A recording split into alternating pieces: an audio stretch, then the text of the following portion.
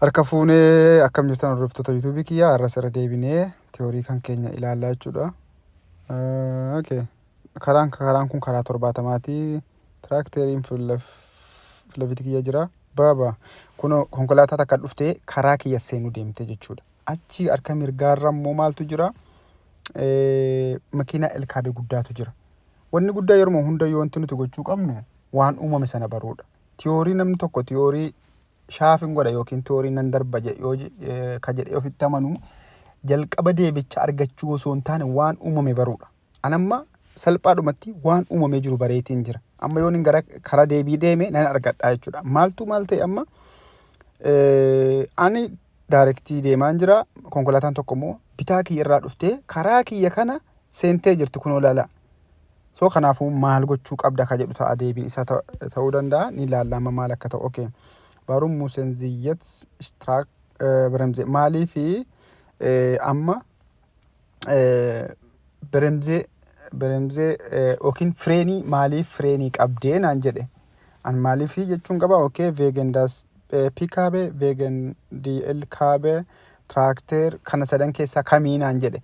Maaliif dhaabdee LKW harka mirgaa keerra jiru kanaaf immoo Trakterii fiitii keetii immoo makiinaa isii bilaawoo kana jedhe. Kanaafuu maaltu nutti dhufe amma rakkoon nu quunname maa inni konkolaataa ishii harka bitaa keenyarraa karaa kiyya seente kanaadha jechuudha. Kanaafuu maa inni beegende pikaabeedha jechuudha gabaabattuu. Deebiin ka jalqabaa kana jechuudha. Pikaabee sana ta'a. Tollaal okay yaa sirriidha. Wanni ani isinitti himu waan akkasii kana hubachuudhuma wanti biraa hin jiru. Yoo wanna uumame hubattan salphaadha. Gabaabumatti yeroo baay'ee waan uumame hubadhaa. Maaltu maal ta'e isa jedhamu jechuudha. Kana isinii jechuu barbaada. Okay, asirratti isin deemna. Asirratti immoo karaan kun awutobaaniidha.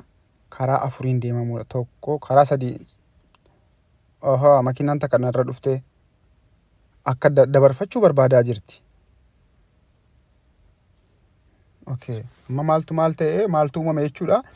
Ani yeroo hundumaayyuu karaa bitaarra kan hin deemu yoo ta'e karaa bitaatti dura bu'uudhaan malee achirra deemuu hin qabu yeroo baay'ee jechuudha. Karaa mirgaarra deemuu qaba yookiin walakkaarra deemuu qaba jechuudha. So amma makiinaan kun karaa naa gadhiisii jedhaa jirti kunoo ka dudduubbee natti dhufte kun. Kanaafuu akkam gochuu qabu ta'a akkamiin godha jechuudha. Okay. Ich überhole die blaue Pkw. Blau. Okay. Ich überhole die rote Transportiere. Nein.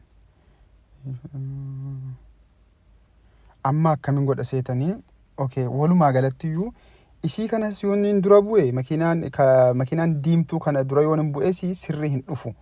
Maaliif isiin sun abishtaandis yookiin immoo fageenya si eeggattee deemata. Kanaafuu amma maal gochuun qabaa?